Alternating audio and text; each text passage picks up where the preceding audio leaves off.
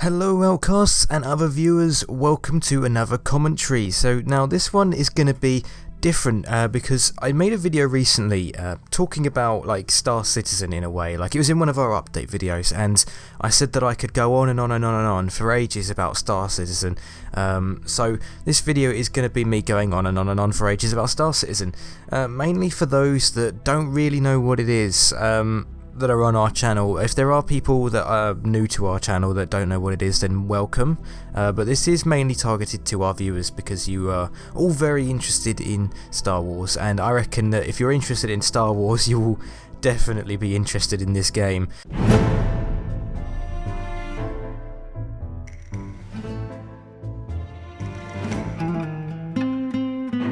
First thing I want to just say quickly is that Star Citizen is not made by a funded producer or things like that. It's not like a AAA game.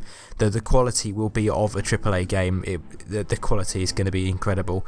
It is entirely crowd-funded by the community. Their website, they have over $100 million or something like that. They have about $130 million with nearly 2 million people, 1.5 million people backing the project. It is absolutely incredible to see how many people support the game, and I'm really pleased that there are, because I really want a game like this. This is a game that I've been waiting for an incredibly long time. So it's another thing, it's been in development since I think about October in 2012. It's definitely 2012 was when the development started. It's been a very sort of transparent project. The developers have wanted everyone to sort of see the progress that they've been making, so they sort of make videos on their YouTube channel. They've recently started posting like their schedule to their site, which I'll also make sure there's a link to. There was a link to both their channel and their site in the description. So we get to see live, in a way, how much progress they make. They get to tell us when they aim for certain things to be done and when the next release, the next update will be out. All that sort of stuff. And I really like that, because it means that it's not like... I think it's important to them that they do that to keep people interested, because, like I said, their whole project is funded by us, so they want to keep us paying for it and buying new things to help support them. And they can't really do that if they don't show us anything, because we'll just completely forget about the project and they might not even finish it. So it really has benefited them to do these sort of things for us to keep us interested. I'm really hoping that it will be done sort of within the next year, but I'm not placing my bets on it. This is just me being impatient and wanting the game sooner, because I mean I backed it in the sort of beginning of 2015. That's when I backed it. I'm quite late in a way. There's been people that have supported them from basically day one, and I can't imagine how frustrating it is for them having supported a game for 4 years and still not having it come out. But hopefully within the next year it should be almost there, if not here already. That'll be absolutely fantastic. So the goal of the project, for those that don't know really, still obviously you won't know what Star Citizen is about, I've just told you a little bit about how it's being made.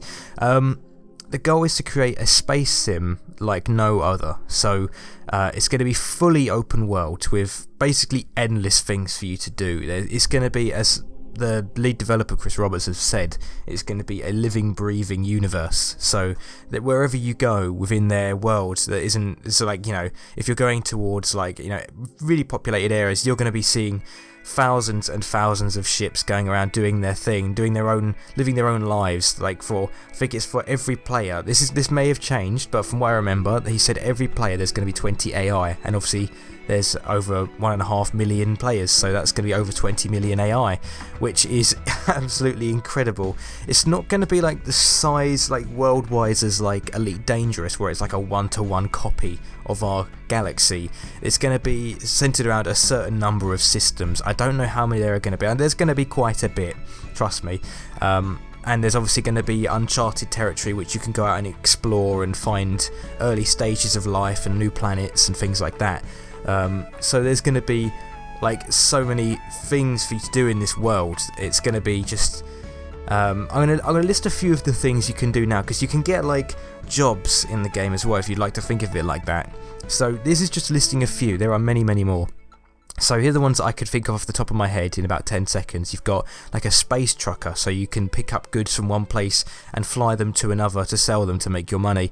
You could be a trader, so you can buy things and sell things on the market. And obviously, if you're not the trucker yourself, you can buy those products and pay someone to deliver those goods for you, that sort of thing. You can be a pirate if you don't really want to be involved with what most people are going to be doing. You can live out in the outer reaches of space, a bit further away from the community as such, and you can raid people, you can kill people. There's going to be less security, and you can basically do earning money in illegal ways, and that's, some people like that sort of thing. I personally would like to go into the UEE space, which obviously UEE stands for United Earth Empire, which is basically the government. I'd like to be able to go into those areas of space, so I think me and Hurricane will be law-abiding citizens, just barely, so we don't get in trouble with the police, the space police. But on the other end of the scale, you can join the military if you would like to. You can be an explorer, so you can, like I said, you can go and discover new planets, new species, all sorts of things. You can discover so much. You can be like a racer, like in real world, where you got like car races and bike racing. You can be a racer and people can bet on you, and you can earn money by winning races. It's basically just like real life in that regard, in a way, except you're flying spaceships instead in these races. You've got information broker, so you can have this little ship. I think it's you can have obviously different types of ships, but the best one is called the Herald, which is like specifically for like charting new maps and things like that. If you want to trade information and get information, that will be your go-to ship. And so you can sell, like if you find a new jump point, you can chart it and you can sell it for money. So people can, if you find, you can discover trade routes and you can sell them to maybe like a specific company that uses that trade route for a lot of money, because it might mean they can travel to their common destination. Like if there's a route that they particularly travel a lot, and that you found another jump point which can get them through that route quicker, then you can sell that to them, the information, and they can use it, and then obviously they have an advantage over rival transport companies, that sort of thing. So that can be a very profitable business, being an information broker. You also have sort of a private military company or sort of mercenaries. So if you're like a hired gun, if you can do that. You can, if that's your sort of thing, then you can most definitely do that. That's sort of what me and Hurricane plan on doing with our time being a hired goons in a way, for the most part, with our Idris M. I'll get onto our org in a little bit because that's another topic for later on in the video. But so yes, you can be a hired gun if you want to. It's one of those things where, like, you can say to someone like, if you've got a problem with this person, we'll deal with them for this amount of money, or you can protect, like you can guard like a trading fleet or a mining company if you want to, for money. You can be hired to be bodyguards for people, all those sort of things. There's a lot of possibilities when you're in a PMC. Generally PMCs are just barely sort of within the law, which is sort of why we want to do that. We're going to just barely stay within the law so we can go about and do things that everyone else can do. We're going to do that a little bit more, but not enough that we can get in trouble for. So another thing which is a lot different, you can be almost like a taxi service or a ferry, because obviously there's going to be different size jump points which certain size ships can jump through, and if you want to get somewhere fairly quickly, but it would take you a longer time if you're going through small jump points and taking the long route, you can pay someone, say like, hey, can I just sit my ship aboard yours, and they can go for a bigger jump point which might be quicker getting to your destination. So you can be ferry services for people. If you have, for example, I know this is like a very bad use of this sort of ship, but the Bengal carrier is obviously a military ship, but if you had something of that sort of size where you can fit lots and lots of ships on board, you can ferry ships to and fro. A bit like, for example, with like the English Channel going between Britain and France. You just sort of drive your car onto the boat and then they'll take you across. It's a bit like that in a way, because obviously you can't really travel to certain places with your ship, and obviously you can't drive a car across the English Channel. So other things you can do mining, and obviously, like I said, you could go to a really dangerous area of space where there's a lot of valuable ores, but you can pay like a PMC to come and guard you and just be a deterrent for like pirates and other people, other competition in a way. So you can, you know, you can control an area, you can control an asteroid belt, for example. If it was like Eve, I'm sure a lot of people have played Eve, there's all these asteroid belts with different ores on them. You could probably do something similar where you can pay a company to just watch the entrance to the area in a way, so no one can really come in and start mining the ores themselves, or, you know, raid the people that are mining there, because mining is going to take a lot of concentration. It's not going to be like Eve in the sense where you just lock a target, hit a button and it just mines it. You're going to have to like work very well with your crew, because you're going to be manually controlling the laser that mines these ores and mines these rocks to get the ores inside the materials. So it's going to be very hard work being a miner, but it probably will be really profitable. Another thing you can do, which obviously there's going to be needs for this a lot, there's mechanics. You can be a mechanic. There's the ship called the Anvil Crucible, which is sort of a dedicated sort of like pit stop in a way, so it's like on the go repairs. And so if you want to be that, then you have that option is always there for you. So, you know, if someone in a fighter comes in and their fighter's a bit dinged up, they can come in, you can give them some basic repairs to get them going to somewhere like a station or a dry dock somewhere where they can actually get proper repairs needed. That's always going to be, if you're a mechanic, you're going to be always needed. But there are so many like minor jobs that you can do as well. You can just be sitting at a reception. I think I said that in one of my previous Star Citizen videos. You can just do so many minor jobs that might not seem that important, but they actually really are important jobs to do. So yeah, there are like endless choices, so I'll be really surprised if you can't find something to do in the game, because there's just going to be so many options. Like, I'm not quite sure sort of like actually, you know, I'll leave that for the next topic. I'll get onto that because it's going to be more about the co-op experience. So there's obviously ships are one of the main things about this game. You're going to be in them all the time, unless you do a job where you're on a planet, for example. You can never leave a planet if you don't want to. You don't have to. But yeah, so ships is going to be a thing. So owning a ship will be similar to owning a car in real life. If we have any car owners watching, then you'll know you have to sort of pay insurance on it. I'm not sure if tax is going to be a thing. That might just be a Britain thing. I don't really know.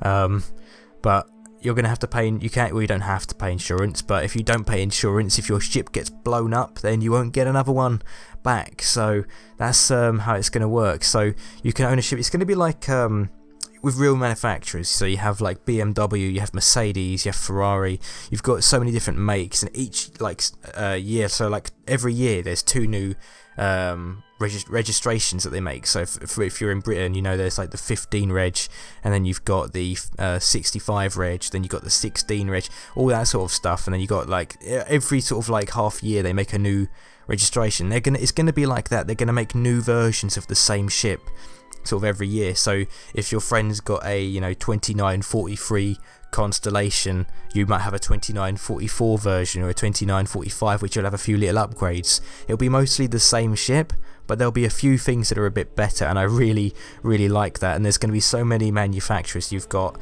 if I just go onto their website now, I can actually tell you the names of all the manufacturers that we know of at this point. There might be a few more. These are the ones that are on their website. You've got Anvil Aerospace, you've got Drake Interplanetary, you've got Musashi Industrial and Starflight Concern, or MISC is generally what it's called.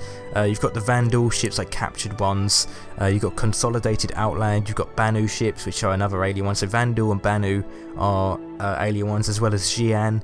You've got I think Asperia. I don't know if they're an alien one, but they're definitely a make. Asperia. You've got Origin Jump Works, which are like the BMW essentially.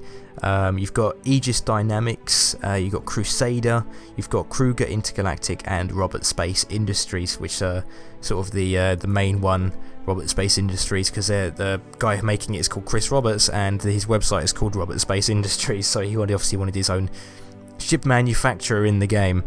So yeah, there's going to be like lots of that in a way. Like there's going to be a lot of manufacturers making new ships all the time and improving them. They're going to get high spec models of the same one. For example, like the Ford Fiesta, there's so many different makes. You've got like the Titanium, the Z-Tech, the Z-Tech S, the ST, the ST2, the ST3. You've got so many different versions of the same model and make that it's going to be a bit like that in a sense. So it's very, very, very, very cool. So yeah, there's going to be like insurance, and so if you don't pay your insurance, you won't get your ship back. A lot of ships, when you buy them, if you go onto the site, they'll have like a certain amount of months insurance. The one that I have has 2 years of insurance on it. The one that Hurricane has, which is the Idris M, which is a big capital ship, it's a frigate that has lifetime insurance. So that means if no matter how many times it blows up, or no, how long we've had it. So for example, we've had it for 4 years, and then suddenly it finally blows up from someone killing it. I imagine we'll probably die of quite a bit, actually. But that's just saying, like, if you have a ship for like 4 years and you've got LTI, or 5 years, however long you've had it for, and then it blows up, you can get it replaced for free. I don't know if that's going to be like an unlimited amount of times. It might, you know, only be a one-time thing, like lifetime insurance, so you can insure it once for a lifetime, but if it blows up, then you've got to renew it, and that might cost a lot of money. I really don't know how exactly that's going to work, but it's going to be a bit like that. Now, moving on, you've got the co-op experience, which is going to be probably the best part of the game for a lot of people, unless you're like a lone wolf and you like spending time on your own doing your own thing, which obviously there is that option as well. But the co-op experience, so there's multi-crew ships, so for example the Constellation Andromeda or the Idris M like our one, is going to require a lot of people to run it efficiently, which means you're going to need really good communication, and you're going to need to, like, you know, so you're going to need to bring all your friends in, and that's why we recruit for our org, which is another thing. So you can do missions with your friends in multi-crew ships, and you can split the money between you.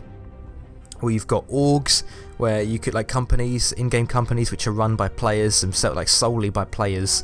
And what that means is you can, like, you hire people, you give them ranks, you can choose how you progress, but it's going to be like real world companies in a way. You run it, you can choose how the company works in a way.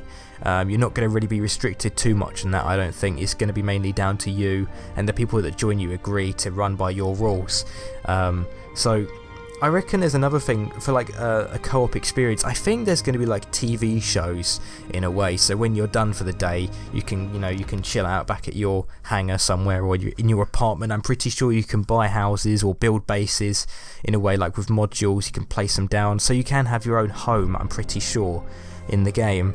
And so you can go and sit down and watch some TV, and you can watch like TV shows run by other players, which is really, really weird but very cool, because it makes just essentially this is going to sound really bad, but you can basically like almost live in the game for most of the day. You know, your entertainment can come solely out of this one game just by the amount of time you're going to spend in it. I can see people getting seriously addicted to this game when it's done. So if multiplayer isn't your thing, you can obviously go off and do your own thing. You can be in the world, like if I was a bit like this, I could be a lone wolf. I could play this game on my own, but I would want to be within the multiplayer world and see this sort of immersive experience and see loads of things happening around me so I don't get bored. I'd like to know that there's other players that I can interact with if I choose to. So you can go off and do your own thing, but if you don't really find this interesting, there is a campaign mode, and it's called Squadron 42, and this is being worked on basically as hard as Star Citizen is. They have so many actors in. Just to name a couple, they have the guy that was Gollum, Andy Serkis. He's going to be one of the alien creatures, one of the Vandal in the campaign. You've got Mark Hamill, which is Luke Skywalker, for those that don't know. You also have Liam Cunningham, who is in Game of Thrones. There's so many actors that they've got, and they've got many more as well. Gary Oldman's one of them as well. They've got so many people involved, so it's going to be a very, very cool campaign mode, and it's set in the same universe as Star Citizen, and you don't have to do it if you don't want to, but you can say you want to play Star Citizen for, you know, a few months or even a year, however long the game you want to play it for. You don't have to start the campaign mode. You can go and enlist. I'm pretty sure as your character you can enlist in the Navy, and then you can do the Squadron 42 single player mode. But I'm not sure. I know that the way Chris Roberts has described it is that while you do the Squadron 42 campaign, you're still within that living, breathing universe that is Star Citizen. So while you're going around doing the campaign, I'm not sure, by the way, this is me speculating, because he said you're part of the same universe. I imagine you can still see other players going around and doing their thing. If not, you will obviously see loads of AI, which is going to be a lot of AI going around and doing their thing. So there's that as well. So if you don't want to do multiplayer, there is a single player mode. I know I'm going to be playing it. I don't know when Squadron 42 is coming out. I know they said they wanted it for an end of year release, and last year it was announced to be 2016, so I'm really hoping it comes out towards the end of the year. If not, it will be next year that they'll release the first chapter. I think there's going to be about 3 chapters, I'm not too sure, but the first chapter is going to take up a long time, and it's going to be very cool. So one last thing, obviously if this hasn't convinced you, you're getting interested maybe. The CIG, the company that are making it, have said they want the game to live for at least a decade and maybe longer. So for example, if you think of EVE Online, that game has lasted, and I'm pretty sure it's still going strong today. I used to play it a few years back, but I got very bored of paying for it all the time, and I know there is ways you can essentially use the in-game market to buy licenses so you can play the game for free, but I never got that far. I imagine that's what a lot of people haven't got that far. But they want the game to live just as long as EVE, if not even longer. I personally would like to see this game last for, like, in essentially sort of like how long World of Warcraft has lasted for. It's lasted for so long and it's still going strong. So I really would like to see this game last for maybe like 2 decades. It'd be incredible to see if a game could last this long. I doubt it, but I hope it lives for at least a decade, because it'll be a great 10 years. But yeah, so that is essentially Star Citizen. There are a lot of things I could talk about, but this is mainly just to sort of get you interested in the universe that it will be when it's done. Bear in mind that it is still in development and it is in its alpha stage. There is hardly any of what I've talked about in the game. At the moment you can just fly around some of the ships and do a few basic missions, killing a few pirates and doing a couple of things, and it is very unoptimized. Do not expect a really amazing experience at this point. It's just sort of like, in a way it's like community bug testing, if that makes any sense. They release these updates for you to play around with and sort of enjoy. The gameplay that you'd have been seeing in the background was from the Arena Commander mode, which is where you can do what's called Vandal Swarm, where you can just fight AI Vandal in your ship that you've pledged with. So there's that mode, which runs pretty well for me. That's pretty optimized now at this point. But the universe mode is not, which is like their testing phase, which is for the persistent universe, which is what Star Citizen will be, the persistent universe. So just a warning, the game isn't done, so you might lag a lot, but hopefully you will have the patience to stick around with the game until it's completed. I don't think it's that far off now. It's definitely going to be done within 2 years, I reckon, at this point. So hopefully that has interested you enough in at least giving the game a look, because when this game is getting further and further in development, we'll be making more and more videos on it, and we want you to understand that we aren't just a Star Wars channel, we're a gaming channel. We play a lot of different games, and not just Star Wars. And when this game gets interesting, we will be playing that primarily, probably. This will be one of the big games on the channel that we'll be playing a lot for a very long time. Not to say we won't play other games, but this is just sort of a thing. I really hope, we both hope that you can find this game interesting enough that you'd watch these videos when we make them. So maybe now you should jump onto the backing train and sort of follow the development like we are. We've been following it for quite some time. Like I said, I've been following it for nearly 2 years now at this point, and I really want this game to come out. Again, I hope this has made you interested. If you did enjoy this commentary, then let us know. I mean, this commentary took a long time for me to record, but if you did enjoy it, let us know, and I will see you in the next video.